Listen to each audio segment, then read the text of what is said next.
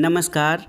कहानी संसार में लीजिए सुनिए महिला कथा लेखिका ममता शर्मा की लिखी कहानी, जिसका शीर्षक है उम्मीद की कहानी।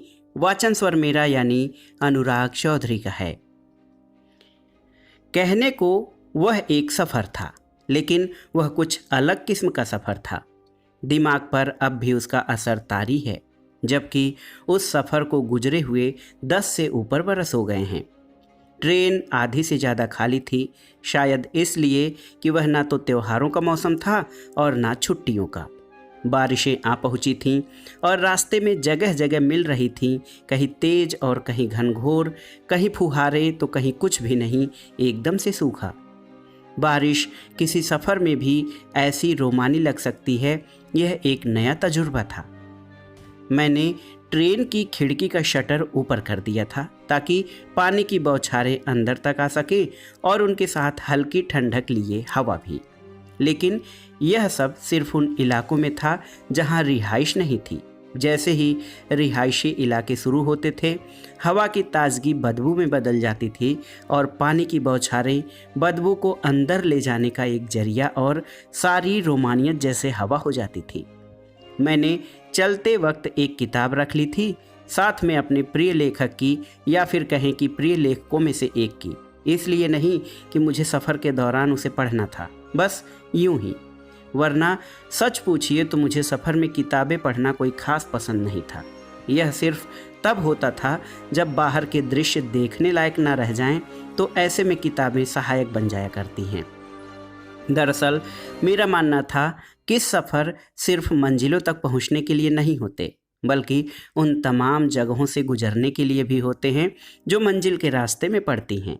लेकिन फिर भी वह एक किताब मैंने रख ली थी और कुछ ही देर पहले उस किताब को निकालकर पास की खाली सीट पर रखा था। खाली सीट पर पड़ी किताब अकेली सी पूरा ध्यान अपनी ओर खींच रही थी, ऐसा मैंने महसूस किया था।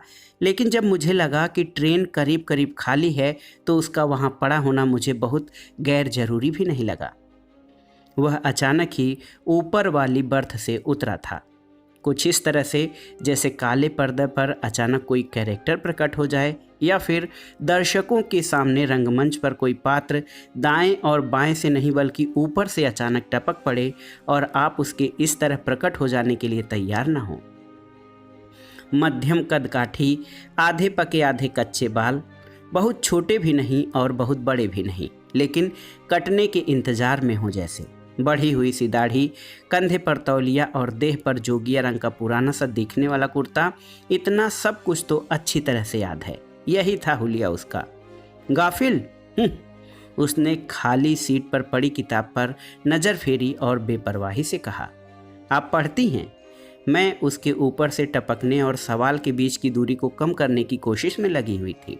जी, मैंने बहुत छोटा सा उत्तर दिया और किताब को समेटे हुए अपने पास खींच लिया, लेकिन उसने मेरी किसी भी बात की ओर कोई ध्यान नहीं दिया, ऐसा मुझे महसूस हुआ। जरा हाथ मुंह धो के आता हूँ, उसने सहयात्री के भाव से कहा। मैंने गौर किया कि उसकी बातों में, उसके हाव भाव में कुछ ऐसा था जो कुछ अलग था और अपना ध्यान खींचता था। मतलब इसने भी गाफिल को पढ़ा है। मैंने मन ही मन कहा। उसके जाने के बाद मैंने किताब को उठाकर अब वापस अपने बैग में रख लिया। तो गाफिल आपको पसंद है? वह अब लौट आया था और यह सवाल उसने हाथ, मुंह और गर्दन पर एक टॉवेल घुमाते हुए पूछा था। मैं खिड़की से बाहर देख रही थी जब उसने यह सवाल पूछा था। क्यों, क्या आप भी पढ़ते हैं? मेरा मतलब गाफिल को। मैंने भी उसी अंदाज में सवाल किया। इस बार भी वह हंसा, वैसी ही बेपरवाह सी हंसी, पर मुझे इस बार थोड़ी खींच हुई और मैंने फिर बाहर की तरफ देखना शुरू कर दिया। ट्रेन अच्छी खासी रफ्तार में थी। पेड़ पौधे काफ़ी तेज़ी से पीछे छूटते जा रहे थे और उतनी ही तेज़ी से मेरे मानस में विचारों का घालमेल हो रहा था। मुझे उसकी किसी बात का उत्तर देने का मन नहीं हो रहा था। मुझे लगा कि ऐसा कैसे हो सकता है, कोई आपसे जवाबों की अपेक्षा रखे और खुद सवालों के जवाब देने में कंजूसी करे। वह अब भी अपने हाथ पोंछ रहा था और गर्दन भी उसी टॉवल से। फिर उसने टॉवल से सीट को हल्का झाड़ा, बस यूं ही, क्योंकि सीट पर कुछ भी ऐसा नहीं था जिसे झाड़ने की ज़रूरत हो। और फिर सीट पर बैठते हुए इसने एक और सवाल किया, आपको गाफिल के किस कैरेक्टर ने ज़्यादा अपनी तरफ खींचा? अरुणा ने। मैं भूल गई थी कि कुछ देर पहले मैंने यह प्रण लिया था कि अब उसके किसी सवाल का उत्तर नहीं देना है। ऐसा लगा कि मेरे पास इतना सुनिश्चित सा एक जवाब था कि उसे दिए बिना मैं नहीं रह सकती थी। अरुणा? अच्छा, और समीर? समीर नहीं पसंद आपको? मुझे तो लगा कि आपकी सहानुभूति या कह लें संवेदना समीर से होगी। मैंने तो स्त्रियों में समीर के प्रति अधिक झुकाव देखा है। बेचारा समीर, प्यारा समीर, समीर को तलाश करती स्त्रियां, हर पुरुष में समीर का अक्स देखती स्त्रियां, क्योंकि समीर को पसंद करना आसान है। मैंने कहा, कथा के समानांतर चलते रहो। समीर आपकी सहानुभूति बटोरता हुआ आगे बढ़ता रहेगा। समीर को आप पसंद नहीं करते, समीर स्वयं को पसंद करवाता है। और अरुणा को पसंद करना? उसने पूछा। उसे पसंद करने के लिए ठहरना पड़ता है, मील के पत्थरों पर बैठना पड़ता है, अरुणा के मन में अंदर झांकना होता है, उसके कठोर से लगते हुए हृदय को छूकर भीतर की कोमलता को महसूस ना होता है, वगैरह वगैरह। वह जो कह रही होती है या फिर जो कर रही होती है वही उसका आशय नहीं होता, उसका आशय कहीं और छुपा होता है। मेरे लिए कोई नावल नहीं, रेफरेंस बुक है ये। इसे मैं जब भी चाहता हूँ, जहाँ से जी चाहता है उठाकर पढ़ने लग जाती हूँ। मैं प्रवाह में थी और रुकने का मन नहीं हो रहा था। वह किसी परीक्षा हाल में पर्चा देने के समान था। ऐसा लगता था चरित्र चित्रण का एक प्रश्न है और मेरे पास और उस चरित्र के बारे में कहने के लिए इतना कुछ है और यह भी कि मुझे अपने कहे गए पर बेइंतहा भरोसा है। इस बार उसने पहली दफ़े मेरी तरफ देखा और उसके दोनों हाथ उसके दोनों बगल की सीट पर थे और उसके कंधे पर अब भी तौलिया पड़ा हुआ था। और गाफिल में आपको मिला क्या? मेरा मतलब कोई ऐसी एक चीज़ जिसके बारे में आप कह सकते हैं कि इसे पढ़कर मैंने ये पाया। एक सफ़र और उसमें एक अपरिचित इंसान 2 मिनट, 5 मिनट, 10 मिनट या आधे घंटे के परिचय के बाद मुझसे ऐसे सवाल पूछ रहा था जैसे पता नहीं कितना पुराना परिचय हो। सवाल अच्छा था और मेरे पास उसका जवाब भी था। इस बार मैंने उस व्यक्ति को बहुत गौर से देखा और देर तक देखती रही। उसे पढ़ने की कोशिश की। मैंने पाया कि वह मेरी तरफ नहीं देख रहा था, वह कहीं और ही देख रहा था। खिड़की के बाहर की बारिश को या फिर दौड़ते हुए दरख्तों को या कभी सीट पर रखे सामान को, जैसे उसके लिए किसी का होना ना होना कोई मायने नहीं रखता हो, या फिर जैसे वह बातचीत करने की उस औपचारिक परंपरा को धता बता देना चाहता हो जिसके अनुसार बात करते वक्त जिससे बात करो उसकी तरफ अपनी नज़रें रखो और वह अपनी बनाई किसी परंपरा में ही चलने पर विश्वास रखता हो। इतनी देर के सफ़र में उसने बमुश्किल 2 या 3 बार मुझे देखा था। पता नहीं क्या मिला, लेकिन गाफिल मुझे पसंद है। उसके पात्र कह सकते हैं या फिर उसका रचा बुना हुआ वह पूरा ताना बाना जिसमें आप पूरी तरह डूब जाते हैं, आकंठ। मैंने कहा, मुझे लगा मैंने वह सब कहा नहीं, कहीं अंतस में रखा हुआ सब कुछ बाहर आ रहा था। मुझे लगा मैं बहुत दिनों बाद बातें कर रही हूँ।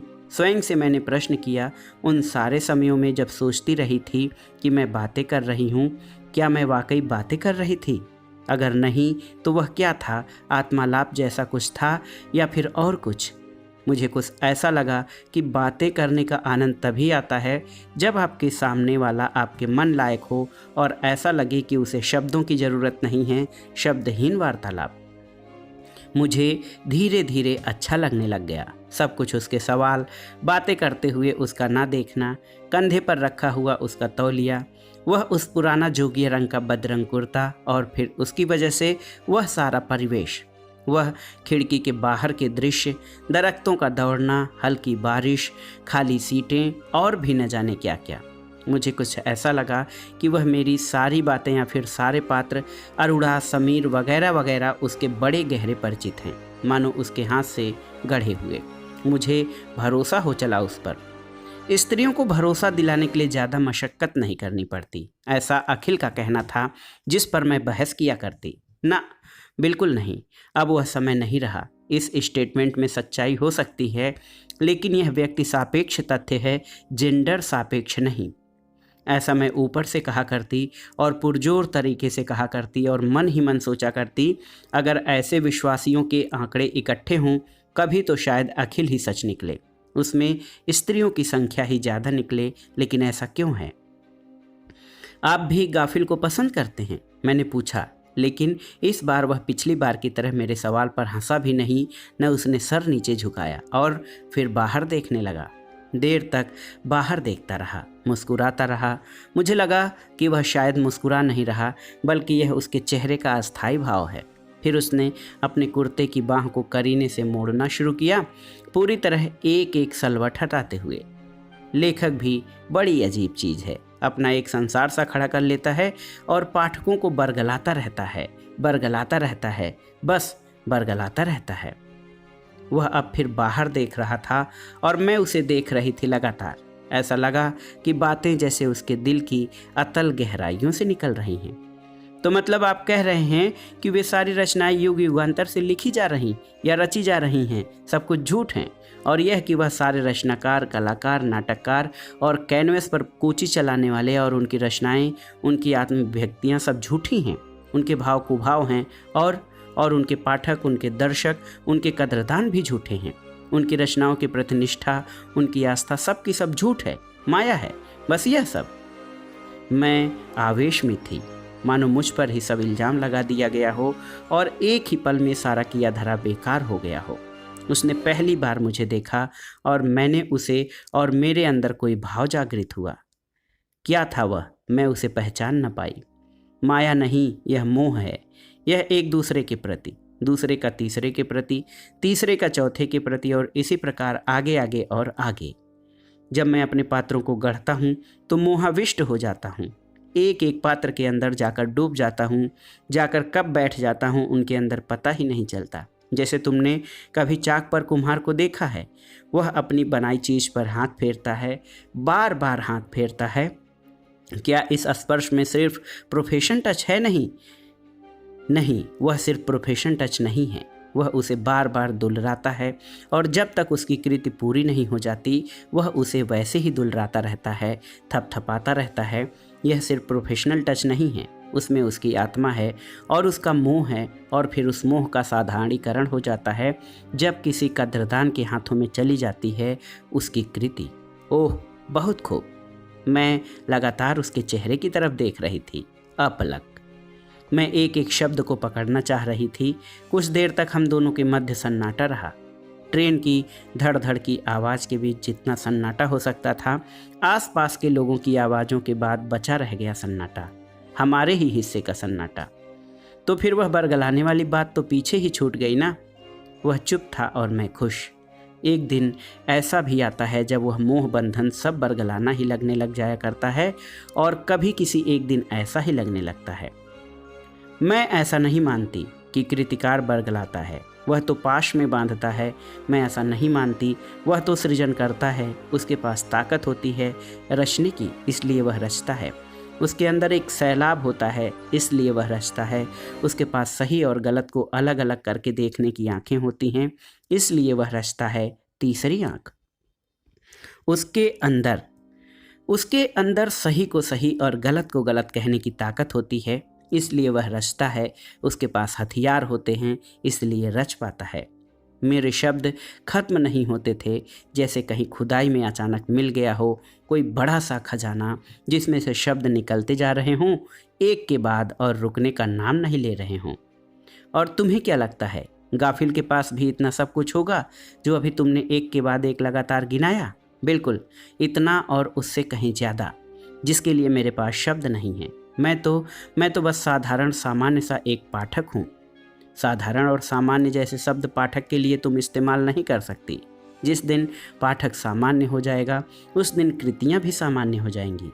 वह आपसे तुम पर उतर आया था, यह मैंने अब जाकर गौर किया था, लेकिन यह आपसे तुम का परिवर्तन इतना सहज था कि इसमें नोटिस लेने लायक ज़्यादा कुछ था भी नहीं। और एक दिन पाठक या दर्शक इतना मोहाविष्ट हो जाता है कि वह कृति का अक्स कृतिकार में देखने की कोशिश करने लग जाता है, और यह कोशिश जारी रहती है और तब तक जब तक वह मोहांध नहीं हो जाता। वह मेरी तरफ देख रहा था, किसी उत्तर की प्रत्याशा में नहीं, बस यूं ही। मेरी तरफ देखते वक्त भी उसकी आंखें कहीं और थीं, कहीं और उन अदृश्य स्रोतों पर जहाँ से वे सारी बातें प्रकट हो रही थीं। लेकिन आप जिसे मोहाविष्ट होना कहते हैं या फिर मोहांध होना कहते हैं, उसे मैं कुछ और नाम देती हूँ। जैसे जैसे मैंने कहा, लेकिन मेरे शब्द गुम हो गए और मैं शब्द तलाश करने लग गई। जैसे मैं उसे कुछ भी कह सकती हूँ, आस्था कह सकती हूँ, या फिर यहीं तो तुम गलत हो। उसने मेरी बात को जहाँ छूटी थी वहीं से पकड़ा, मानो वह जानता हो कि मेरा यही जवाब होगा, या फिर मानो यह जवाब वह अनंत बार सुन चुका हो और उसे पता हो कि यही जवाब आने वाला है। मैंने ये भी गौर किया कि ऐसा करते हुए उसकी आवाज़ ऊंची हो गई और उसने जोर देकर अपनी बात कही, जबकि पहले वह ऐसा कुछ नहीं कर रहा था। तुम यह क्यों नहीं समझती कि वह कृतिकार है, वह कोई गुरु नहीं, वह कोई राजा भी नहीं और वह कोई भगवान भी नहीं। वह तो बस सिरजनहार है, सिर्फ एक सिरजनहार। वह थक गया था और उसकी आवाज़ में उसकी थकान जाहिर हो रही थी, लेकिन वह बहुत बहुत कुछ कहने की चाहत रखता था। लगता था जैसे वह बहुत कुछ कहना चाहता है, बहुत कुछ, बावजूद इसके कि वह थका हुआ है। वह कृतिकार है, वह कलाकार है। उसने कृत्य में अपनी आत्मा का, अपना तन मन खून और पसीना और जाने क्या क्या लगाया है। उसने अपनी आँखों की नींद और पेट की भूख उसमें होम कर दी है। उसने अपने इमोशन उसमें होम कर दिए हैं, और ऐसा करते हुए कितनी बार उसका मन खंड खंड हुआ, कितनी बार उसका तन खंड खंड हुआ। क्या इतना काफ़ी नहीं है? कितनी बार कितने पात्रों को उसने जिया, कितनी बार कितने पात्रों का आतप सहा, कितनी बार कितने पात्रों के साथ वह मरा। क्या इतना कुछ काफ़ी नहीं है? वह खांसने लग गया था और हाँ, हाँफने भी लग गया था। मेरे पास करने को कुछ नहीं था, बोलने को शब्द नहीं थे। जल्दी में मुझे जो सूझा मैंने वही किया। आप पानी लेंगे? वह लगातार खांस रहा था, उसके पास बोलने का अवकाश नहीं था। मैंने बैग से छोटी सी पानी की बोतल बाहर कर ली थी और वह मैंने उसके सामने कर दी। मुझे लगा यह सब मेरी वजह से हुआ है, मैं हूँ ही अपराधिनी। उसने बोतल मेरे हाथ से ले ली और मुझे बैठने का इशारा किया। कुछ पल बाद वह बोतल किनारे रखकर उठ खड़ा हुआ और अपनी सीट छोड़कर चला गया। मैं अब भी परेशान थी। मैं सोचने लग गई, क्या मुझे उसके साथ उसके पीछे पीछे जाना चाहिए? क्या वह शरीर से बीमार है? अगर उसे अचानक कुछ हो गया तो? क्या उसके पैर उठते वक्त लड़खड़ाए थे? क्या उसे सहारे के लिए किसी चीज़ को पकड़ रखा था? कितने सवाल थे मेरे आसपास और मैं उन सवालों से घिरी, हैरान परेशान। कुछ देर बाद वह लौट आया। उसके मुंह पर पानी के छींटे थे। मैंने राहत की सांस ली। ओह, अब मैं चुप रहूंगी, एकदम चुप। मेरे मन ही मन इस वाक्य को दोहराया। कैसा महसूस हो रहा है? उसने हाथ खड़ा किया, जिसका अर्थ मैंने लगाया, ठीक, बैठ जाइए। उसने कुछ पल सोचने का समय लिया और फिर ऊपर की तरफ इशारा किया, जिसका मतलब था वह ऊपर वाली बर्थ में जाना चाहता है। ठीक है, यह ठीक रहेगा। थोड़ी देर लेट जाइए और सोने की कोशिश कीजिए, इससे राहत मिलेगी। उसने कंधे पर से तौलिया उतारा और मुंह पोंछने लग गया, जब तक कि पानी का एक एक कतरा चेहरे से साफ नहीं हो गया। मुझे लगा अब वह ठीक है, क्योंकि उसका खांसना बंद हो गया था, लेकिन उसके अंदर बहुत सी आवाज़ें थीं जो सुनाई नहीं देती थी। उसके ऊपर जाने से मुझे राहत महसूस हुई। मैंने बोतल के बचे हुए पानी की एक एक बूंद अपने अंदर की और खिड़की को थोड़ा खोलकर बैग को सर के नीचे तकिए की तरह रखकर लेट गई। नींद आते देर नहीं लगी। सोते समय आदत के अनुसार मैंने घड़ी देख ली थी। 3:42 हुए थे। मेरी नींद खुली और फिर आदतन घड़ी देखी तो 5:06 हो रहे थे। गाड़ी अभी अभी किसी स्टेशन से रेंगती हुई बाहर निकल रही थी और धीरे धीरे रफ्तार पकड़ रही थी। मैं हड़बड़ा कर उठी और मेरे उठने के साथ ही कागज़ का एक पुर्जा ज़मीन पर गिरा। मुझे लगा पुर्जा मेरे सर के आसपास ही था और वह वहीं से मेरे उठने पर नीचे जा गिरा था। अच्छा लगा तुमसे मिलकर, बातें करके, लेकिन रचनाकार में रचना का अक्स देखना, कृतिकार में कृति का अक्स देखना, या फिर वैसे ही किसी भी कलाकार में कला का अक्स देखना, यह उम्मीद छोड़ दो। शुभकामनाएं, गाफिल। मैं बार बार उस एक पुर्जे को उलट पुलट कर पढ़ रही थी, देख रही थी। फिर मैंने बैग से बदहवास होकर वही किताब निकाली जिसे मैं साथ लाई थी। किताब के अंतिम कवर को निकाला। ऐसा नहीं था, मैं पहली दफ़े वह किताब देख रही थी और उसका कवर भी मैं पहली बार नहीं देख रही थी। और ऐसा भी नहीं था कि मुझे पता नहीं था कि वहाँ उस कवर पर कोई तस्वीर नहीं थी, पर फिर मैं वहाँ तस्वीर की तलाश कर रही थी। वहाँ कोई तस्वीर नहीं थी, आसपास कहीं कोई नहीं था। ऊपर वाली बर्थ बिल्कुल खाली थी। मैं चुपचाप बैठ गई। मेरे हाथ में खुला हुआ पुर्जा था और मैं बाहर की ओर देख रही थी। मुझे लगा बाहर की तरफ दीवारें, खेत सब कुछ धुंधले हो गए हैं, साफ साफ कुछ दिखाई नहीं दे रहा। आंखों को छुआ तो हाथों के पोर गीले हो गए थे। ट्रेन ने रफ्तार पकड़ ली थी। तो दोस्तों, ये थी हिंदी कथा लेखिका ममता शर्मा की लिखी उम्मीद की कहानी, और कहानी का शीर्षक भी बहुत अलग है, उम्मीद की कहानी। ये कहानी आपको कैसी लगी हमें कमेंट बॉक्स में ज़रूर बताइएगा। कहानी सुनने के लिए धन्यवाद दोस्तों, नमस्कार।